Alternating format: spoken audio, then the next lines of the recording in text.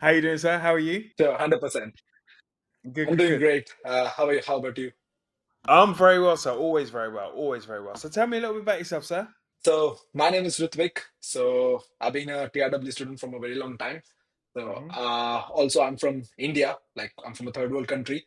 Uh, hmm I came to UK for my higher studies, MSc. Didn't know about anything. I was just thinking, okay, I'll get an MS or do something out here. Wanted to leave my country. And I found out TRW, and it's absolutely changed my life. Okay, cool. So where are you based now? Are you still in the UK or you have you moved somewhere else? Yeah, I'm still in the UK, London. I'm in Oh, okay, London. cool. How are you finding it in that horrible, horrible country, horrible city?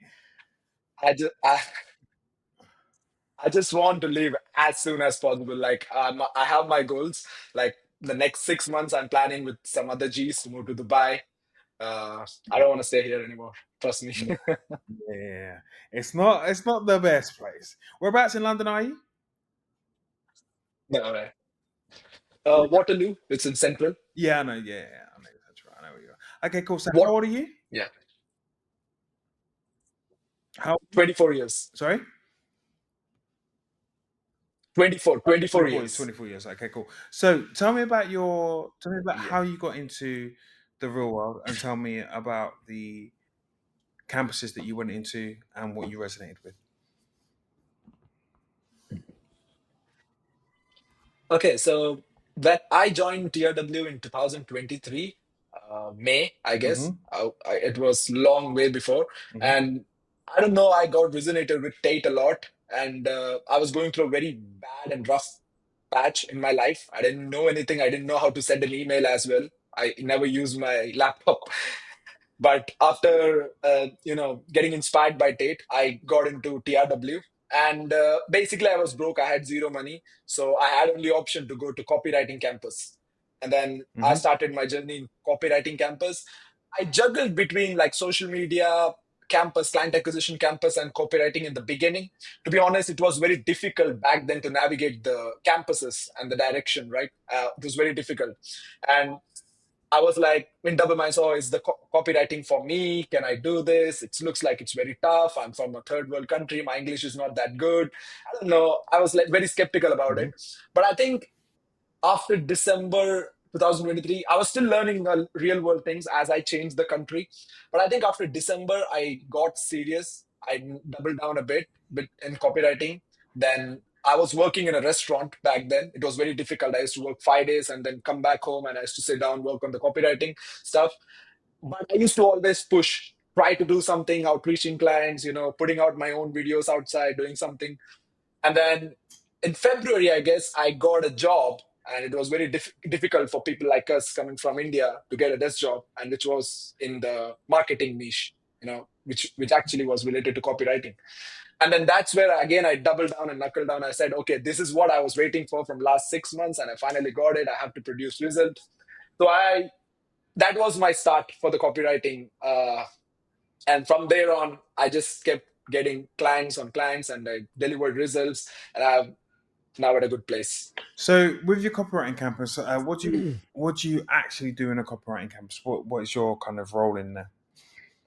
So what do you produce for people? Because you said Okay, so first when I started working, it was a education consultant niche, like helping people in the UK to send to the universities around. So I worked there for 6 months. I made the business like around 20 to 30K, but they didn't never wanted to pay me like a commission base. They always wanted to pay me like a salary base. But I had to flip the case study and go somewhere.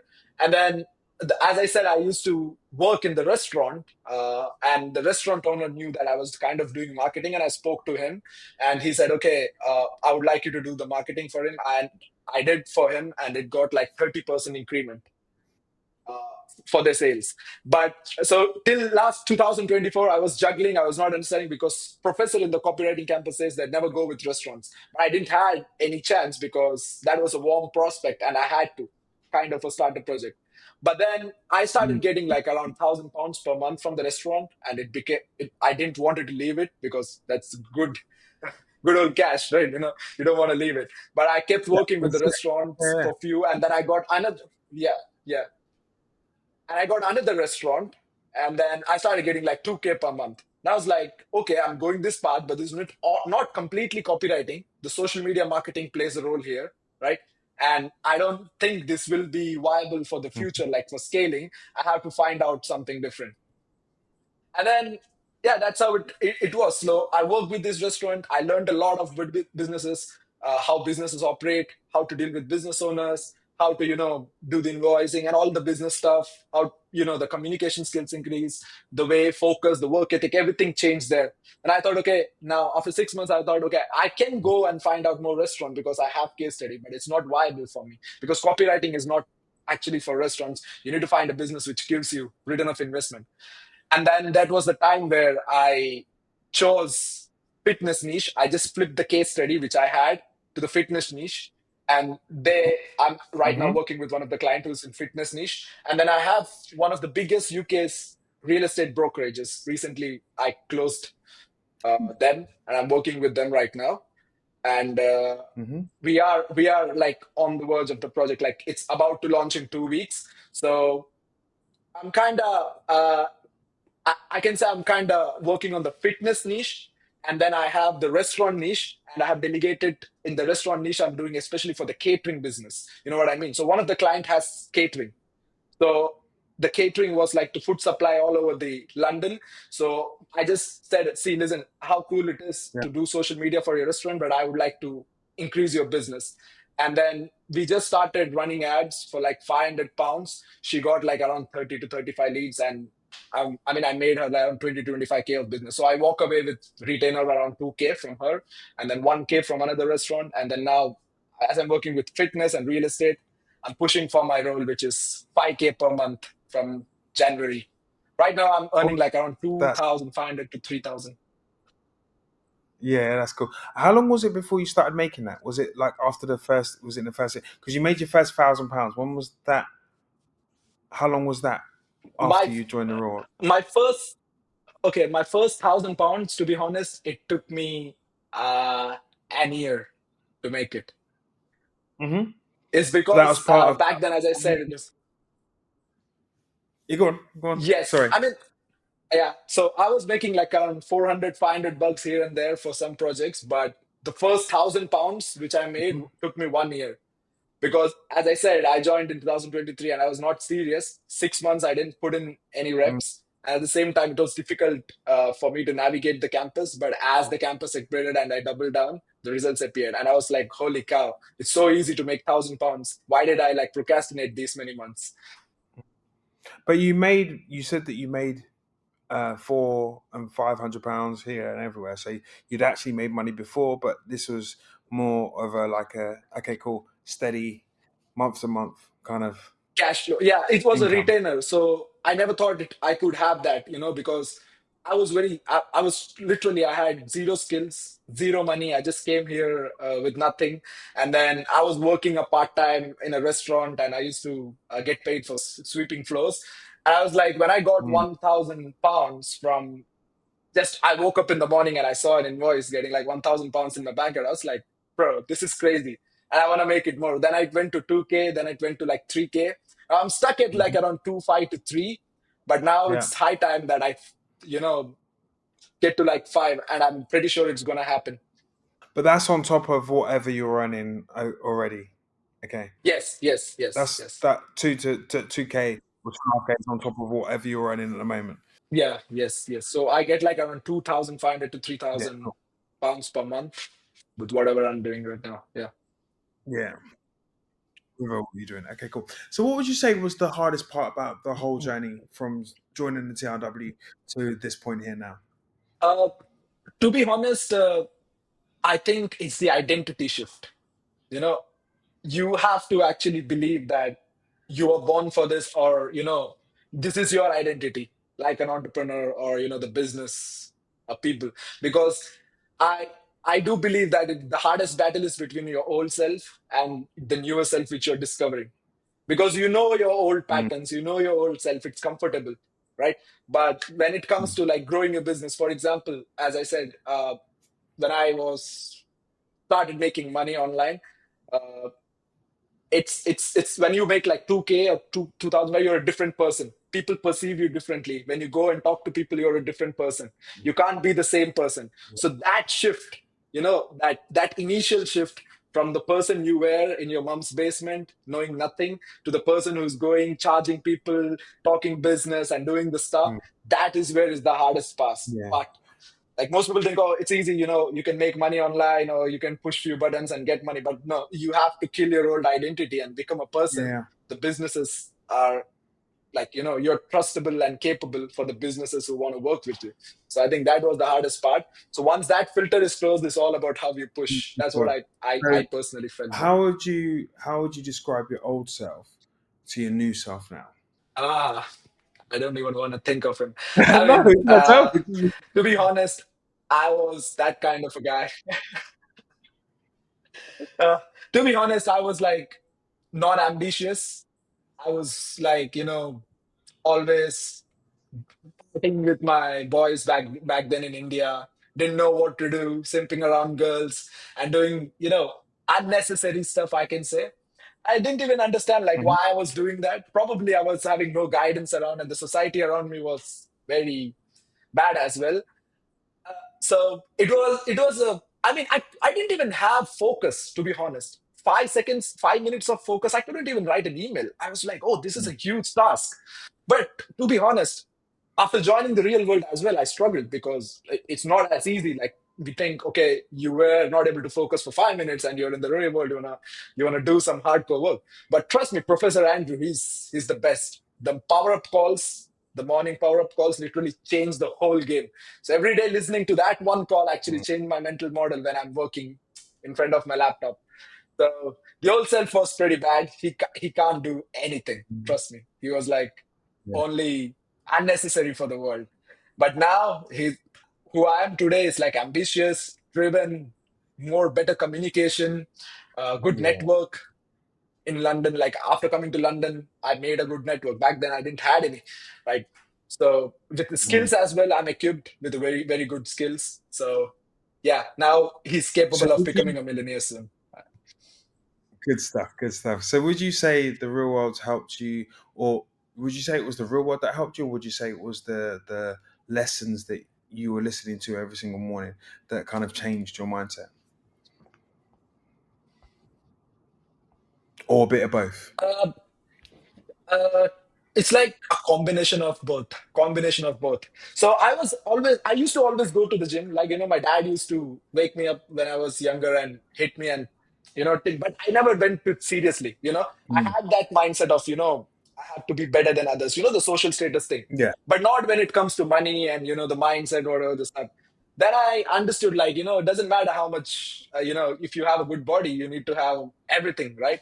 So the real world actually helped me to change that. So I think there was an existing burnt desire inside of me somewhere, and the real world actually amplified it.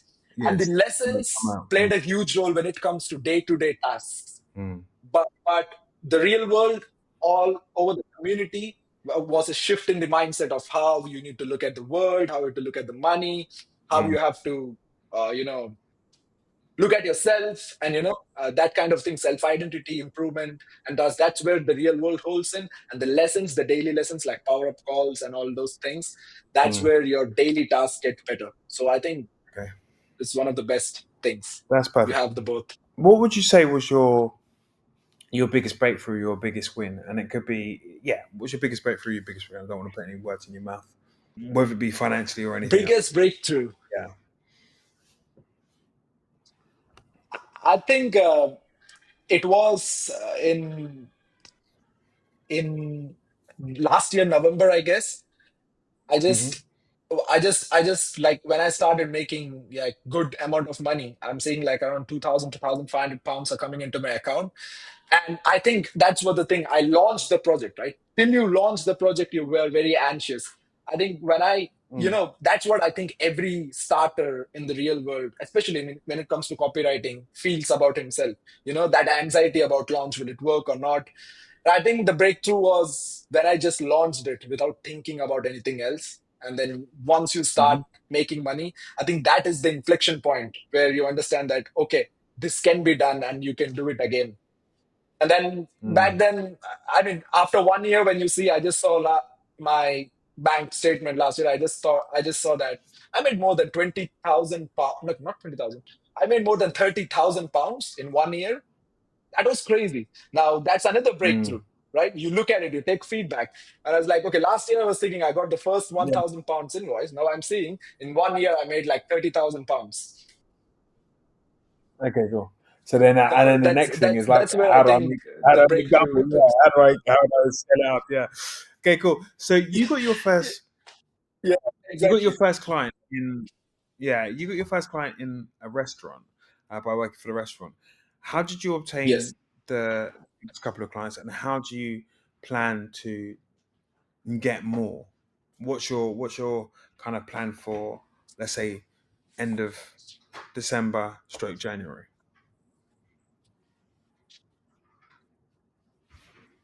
Okay. Give me one So second. right now I have two restaurant clients. Mm-hmm. So right now I have like two restaurant clients, but what I'm doing is like I'm only retaining them. I'm like delegating the media book to other boys and just retaining them. My prime focus is on the fitness project, which I'm doing because that's going to get a lot of revenue because it's like a commission based thing. And that's where I'm working on. So the plan for the December is like launch the fitness thing completely. And then as I said, I have like real estate projects, two of them, one of the biggest brokerages. So their work is going on as well, and they're happy to pay if you help them like sell or what through the copywriting skills, sell them property. Now, my plan for it is like obviously I thought to actually go with the restaurant. But as I said, because there is no profit margin and Professor Andrew strictly says don't go with it, that's not a good niche. So I flipped the case study already. I got a fitness and then I got the real estate. But the prime focus will be on those both. And as I said, one of the restaurants is running a catering across London. So they are suppliers Catering, for yeah. food and events and all of this stuff. We already kind of made them. Yeah, we already kind of gave them like 30 leads in 2 weeks. So I think that's going to be a good retainer from next month onwards. It's going to be increase, and then I can flip that Mhm. case study to other suppliers as well, right? So I'm going to find my best case study. To be honest, I have to see like, okay, Yeah. there's real estate project going on, fitness, and the catering going on, right? These three, I know I have to push it live. So once it goes, I think by December I understand, okay, where I have the you know, strong cases, which is the case study. And then from there, I will just replicate that. I'm hoping it should be real estate because there's a lot of money in there. I was gonna say Yeah. there's So, two main things that you picked up on, which is real estate and fitness.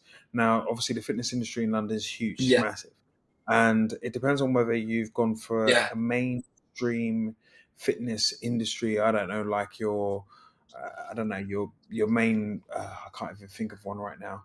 Your It's a first coach. fitness first or whatever, blah blah. Depends on where you've gone for your. Are you gone for individual coaches or the fitness brand itself? I.e., like I don't know, fitness first or something like So that. it's a, And yeah, or yeah, whether yeah. the individual or the individual gyms. So you know that you've got within London there are so many fitness places, coaches, and they all depends on whether you're targeting. If you're targeting fitness as general, you can look at it in so many different ways. You can look at it in boxing, kickboxing, Muay Thai. You can look at it in BJJ, grappling. You can look at it in general fitness. You can look at bigger fitness clubs. You look at, do you know what I mean? Yoga, you can look at, there's so much of an industry there that you can tap into as well. So is it as big as Yeah. real estate? I think in a sense it might be bigger. Because obviously the real estate in London is good. You've got big real estate agents in London. Are people still buying real estate in London? I'm not sure. But are they going to the gym? Yeah. Have people thought about their health and well-being more so over the past 5, 10 years? I think so. Do you know what I mean? Or they've paid attention to it a little bit more. Mm. Do you know what I mean? So I think that that might be a bigger reach. So once you've gained your kind of strategy, then I think you should apply your Yeah. strategy to. But don't just think, okay, cool, I want that big fitness club down there. Think about the smaller ones that need lifting, because then obviously you can gain retainers from, let's say, oh God, how many gyms are there in London? It's Different. too many to flip and count. North, southwest, yeah, northeast, southwest, just outside London, just outside of East London, just outside of North London, just outside of West. It doesn't really make a difference. It's huge, massive per square mile. It's huge. So don't. Yes, you can do the real estate, but also look at the gym side of things as well, because there's so much in the fitness industry that you can side of go thing. into.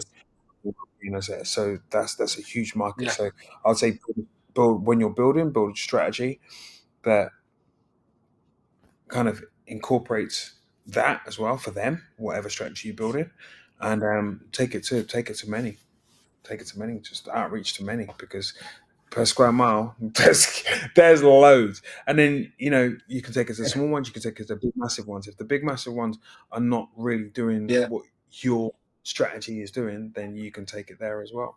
Do you know what I mean? And then you can promote it to them, and then they're the ones that are going to probably pay you the bigger bucks. Yeah. True. So True. No, cool. and obesity also is one of the biggest problem in the UK. So I think people need training. Yeah, well, but this is the thing. This is the thing. I found it quite. I mean, here is pretty cool. There's per square mile. There's just gyms everywhere. You can. Oh, it's ridiculous. Okay, and then even if you, sorry, I'm gonna Dubai. stray again. If you even if you developed your strategy there, then you can bring that here, and you can see what's working here with different gyms here. And per square mile, I think there's more gyms per square mile than Mhm. anywhere. They're- and they're huge, bro. They are so big. Some of these gyms are just equipped with absolutely everything. Per square feet, like they just massive, huge. So yeah, do what you're doing there, but don't discount. I know you wanna like you can look at the social media side of things, but also while you're doing that, make sure you build a strategy for the fitness side of things and attack that as strong as you attack the um I just said it. Attack that as strong as you attack the Yeah. real estate. Yeah. Sorry, Other projects which I'm doing. side of things as well. Yeah, real Yeah, estate. yeah. Yeah. So Okay. just that. Okay. So Yeah. yeah. So Understandable. do you have any friends? Do you have any friends that are actually in the real world with you, or have you met people outside that you've become friends with, or how's that worked for you? So I got few friends via real world. So one of my other G, he works with me closely. We discuss projects. We meet up like every often. It's crazy. Trust me. I mean, I'd never had someone from my circle, but I got into there and I was like, I think last year I found few friends. And then in Hmm. 2025, this year, May, I went to India. So I'm from India, right? So I saw who are the people from India. Now, Yeah. there were a few people, and then we met in India. We went to we made money. We kept it as a reward, right? Before that, we just made like around 4 to 5K. We just kept Hmm. goals with each other, and I said, okay, if we make 5K together, and then we're gonna plan this trip, and I'm gonna come to India, and we can go out to the one of the best places in India, in Mumbai, where not, right? And then I met them. We discussed what each other are doing, shared mindset, did some workout, sparring, and then I came back again. So yeah, I have a good network in real world as well. Hmm. Like I speak to captains. I build rapport with them, and they help me through the projects. And then I have few people who are at my same level. Both not only from India but also from Yeah. UK and elsewhere. Oh, So that's it's really good. that's You can't find this anywhere else. no, 100%, Yeah, you can't 100%. find that anywhere So else. how do you think? That's the last person. This as well. How do you think the real world has actually changed your life? To be honest, I'm me right now because of real world. I would have been otherwise. I would have been still working in some restaurants, cleaning dishes, or without any knowledge. To be honest, whatever I'm right now doing when it comes to the financial side and business side of it, it's all because of real world and Hmm. my the copywriting wizard genius Professor Andrew. Trust me, that campus has helped me whoever I am today. It's just evolved me, and I think. Uh, it's the more I utilize real world, the more I engage in it, the more I do Yeah, compelling tasks, the more I'm gonna evolve. So real world has 100. just been a miracle. Even my parents, like my mom and my dad, they're like, what's happened to him? I never seen him before he left India like this. It's 24 by It's 7 in the change. working, 24/7 on the grind. Yeah, how did he become money minded? I don't understand. Like they started calling me as money minded, some weird names. And then I send like to my mom money, like big amounts of money, and she gets like, whoa. It's like it's very difficult. I never thought this would happen in my life, and that's one of the best feelings in Yeah, world yeah. I think for it them is. and for me as well. I 100% agree. I think it is one of the best feelings to be able to like look after your family whenever you need to look after your family. Send money home to your mum. You know what I mean? I think it's one of the Yeah, best things ever. Better than pretty much anything. Being able to do that, you can buy a house, you can anything. buy a Yes, car, you can buy nice this, nice that. But being able to do that for your mom, your dad, sister, whoever. Um, just far outweighs anything, really, to be fair. So, what's your plan? Give me your plan for the end of the year, stroke January, end of January. So, you have a goal, end of the year, and then you have a goal for end of January, or your goal is end of January. okay, so I'm gonna pick end of January. Okay, So fair. I have to pick the goal, or I have Okay, to pick both. Both. yeah.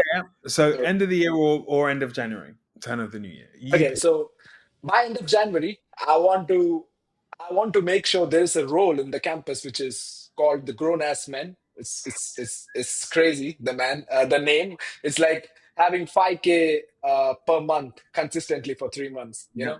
So that Okay. means you're completely Mr. Independent. Yeah. I want to hit that role realistically. Hmm. You know, so I want to make 5K retainer per month by January end. Like the consistent by January ending, I need to feel like okay, I need 5K like I'm getting 5K per month consistently. And the plan would be obviously the fitness project is about to launch in 2 days, and Hmm. I'm sure it's gonna get result. And if I get a case study, I'm gonna flip it around, and that is my strategy to reach there. And the real estate and whatever are there, that is the bonus. It's just a That's great. cherry on the icing. So this is the plan. Awesome. Awesome. Awesome. Awesome. So, when I speak to you next, I look forward to hearing that plan's worked, which I'm sure it will do. Keep doing what you're doing. It's amazing what you've done so far. 100%. Um, try and do that by the end of Jan, so you can get out of the UK with some friends. And Yeah, sure. I want to come to Dubai. I want to be in Dubai. Trust me. I feel jealous when I see people in Dubai. Recently, one of my friend who's also like working on the sales side of the things, he just shifted to Dubai. I was like, bro, I just want to come to Dubai. I think it's a the fantastic business hub. I think it's the best business hub that you can be in the world. Yes. So you can definitely Yeah. network with people that are like-minded like yourself. There are loads of TRW students here. There are loads of War Room students, War Room members here, should I say? So networking is super super easy, and you haven't got all of the stresses and strains of the UK, London. Anyway, we'll leave that one there. But Yeah. yeah, Yeah. Definitely. I look I look forward to speaking to you again. And when I do speak to you again, we'll see that you've either done your free 5K consistently every single month, and you might still be in London, but that's not a bad thing. Or you might be down the road from me. Do you know what I mean? Round the corner down the road in an apartment block with your friend. Yeah. So there you go. So I Yeah. wish you all the Never best. know. Never know. Anything can happen. Yeah, anything can Thank you happen. very Trust much, Nigel. me, it can happen. Thank you. So I wish you all the best. Anything And can happen. yeah, keep working, keep grinding down there, and keep working hard. I'm sure you get there. 100%, you're sure you get Thank, thank you very much, Nigel. It was nice there. talking to you. No problem, Angie.